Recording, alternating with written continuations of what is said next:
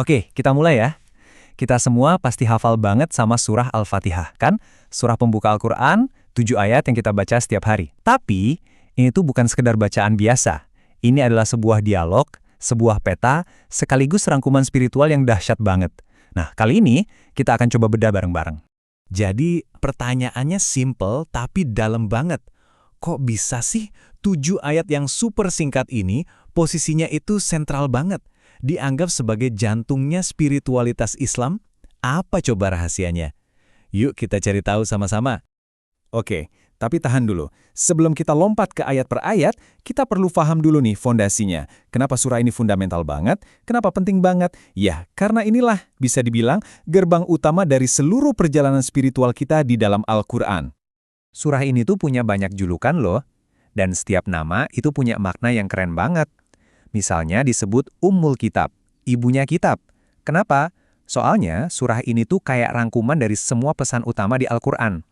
Terus, ada juga As-Sab'ul Mathani, artinya 7 ayat yang diulang-ulang.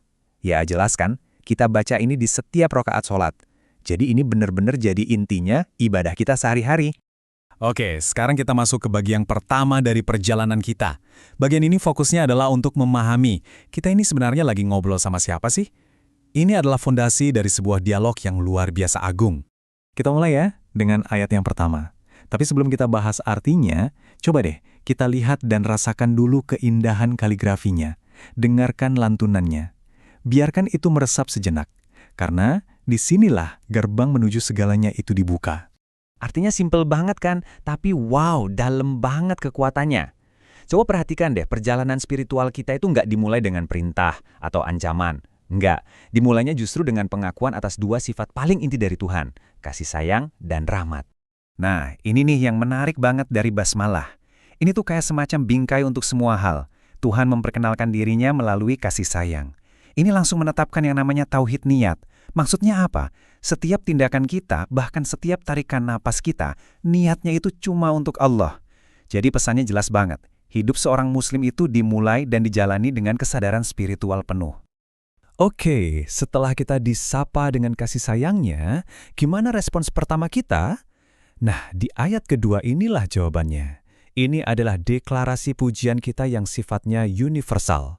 Di ayat ini, kita dengan tegas menyatakan bahwa semua pujian tanpa kecuali itu hanya untuk Allah, Tuhan semesta alam.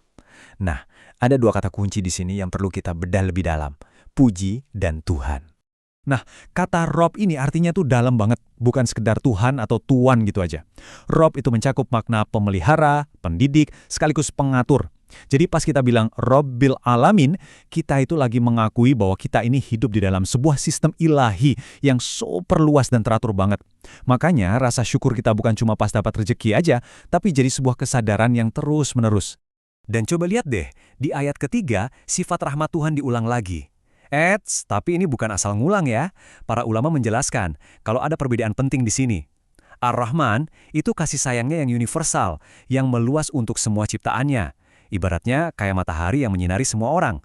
Nah kalau Ar-Rahim itu adalah rahmatnya yang spesial, yang lebih intim, yang khusus diberikan buat orang-orang yang beriman. Oke, sekarang ayat keempat. Di sini ada pergeseran nada yang lumayan signifikan. Kalau 3 ayat pertama tadi isinya tentang rahmat, rahmat, dan rahmat, nah ayat keempat ini ngingetin kita tentang sesuatu yang lain, keadilan yang mutlak. Yap, pemilik hari pembalasan. Ayat pendek ini langsung memperkenalkan konsep akuntabilitas. Ini pilar yang penting banget dalam cara pandang seorang muslim. Jadi intinya apa? Intinya, ayat ini negasin kalau hidup kita itu ada tujuannya dan ada konsekuensinya. Ini tuh kayak jadi semacam rem atau kontrol moral internal buat kita. Jadi meskipun nggak ada orang yang lihat, kita tetap sadar bahwa bakal ada satu hari di mana keadilan sejati itu ditegakkan. Dan ya, semua perbuatan kita bakal dihitung. Nah, sekarang kita sampai di jantungnya surah Al-Fatihah. Disinilah dialognya berbalik. Kalau tadi kita fokus mengenal Tuhan, sekarang fokusnya ke respon kita sebagai manusia. Ini dia titik baliknya. Coba deh perhatiin urutannya, ini luar biasa banget. Kita tuh nggak langsung minta tolong. Enggak, kita justru mulai dengan menyatakan komitmen. Hanya Engkaulah yang kami sembah, titik. Setelah loyalitas dan pengabdian itu kita tegaskan, baru deh kita lanjut. Dan hanya kepada Engkaulah kami memohon pertolongan. Ini formula yang sempurna banget kan? Ada ibadah dulu, baru minta tolong. Oke, setelah kita bikin komitmen yang dahsyat itu, kira-kira apa sih permintaan nomor 1 yang paling penting yang harus kita minta? Nah, pembahasan kita sekarang nyampe ke permohonan tertinggi dari seorang hamba kepada Tuhannya. Dan ternyata permintaan pertama dan utamanya itu bukan minta kaya, bukan minta jabatan, bukan juga minta sehat terus, tapi tunjukilah kami jalan yang lurus. Ini nunjukin sesuatu yang dalam banget loh, bahwa kebutuhan terbesar kita sebagai manusia, bahkan buat orang yang paling alim sekalipun, itu adalah bimbingan dari Tuhan, setiap saat, setiap hari. Lalu di ayat terakhir, Al-Fatihah seolah-olah ngasih kita peta 3 jalur kehidupan. Keren banget. Pertama, jalan yang ideal, jalannya orang-orang yang diberi nikmat. Siapa mereka? Mereka yang punya ilmu dan mengamalkannya. Terus, jalur kedua, jalur yang dimurkai. Nah, ini mereka yang punya ilmu, tahu mana yang benar, tapi sengaja nggak diamalin. Dan yang ketiga, jalur orang yang tersesat. Ini mereka yang semangat banget beramal, tapi nggak pakai ilmu. Jadi jelas banget kan? Jalan yang lurus itu butuh keseimbangan sempurna antara ilmu dan amal. Oke, perjalanan kita udah hampir selesai. Sekarang, coba kita zoom out sedikit. Kita lihat dari gambaran besarnya. Kita mau lihat struktur dan nilai-nilai inti apa aja sih yang dikasih sama surah yang luar biasa ini.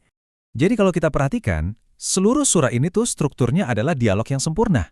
Bahkan ada hadis qudsi yang menyebutkan kalau Allah itu menjawab setiap ayat Al-Fatihah yang kita baca pas sholat. Coba bayangin, bagian awal itu tentang Tuhan yang memperkenalkan diri, bagian tengah itu ikrar kita sebagai hamba, dan bagian akhir itu doa kita. Benar-benar komunikasi dua arah yang indah banget. Nilai yang paling pertama dan paling fundamental udah pasti adalah tauhid, yaitu keyakinan mutlak bahwa Tuhan itu cuma satu, Esa. Al-Fatihah dari awal sampai akhir itu menegaskan bahwa Dia adalah satu-satunya tujuan ibadah kita dan satu-satunya tempat kita minta tolong, nggak ada yang lain. Tapi bukan cuma tauhid. Coba lihat deh, betapa padatnya nilai-nilai lain di sini. Ada syukur, rasa terima kasih yang jadi ibadah. Ada harapan, karena kita tahu rahmat Tuhan itu lebih besar dari murkanya. Ada akuntabilitas, kesadaran kalau semua perbuatan ada konsekuensinya. Ada ketergantungan, bahwa kita ini lemah dan selalu butuh petunjuknya. Dan tentu saja, formula jalan hidup ideal, kombinasi ilmu, iman, dan amal. Semua ini dibungkus rapi dalam 7 ayat yang super singkat. Jadi, sebagai penutup, coba kita renungkan sejenak. Kalau kita ibaratkan hidup ini sebuah perjalanan, maka Al-Fatihah itu adalah kompas sekaligus petanya. Lengkap. Dia ngasih tahu kita titik startnya di mana, tujuannya kemana, dan jalur mana yang harus kita lewati.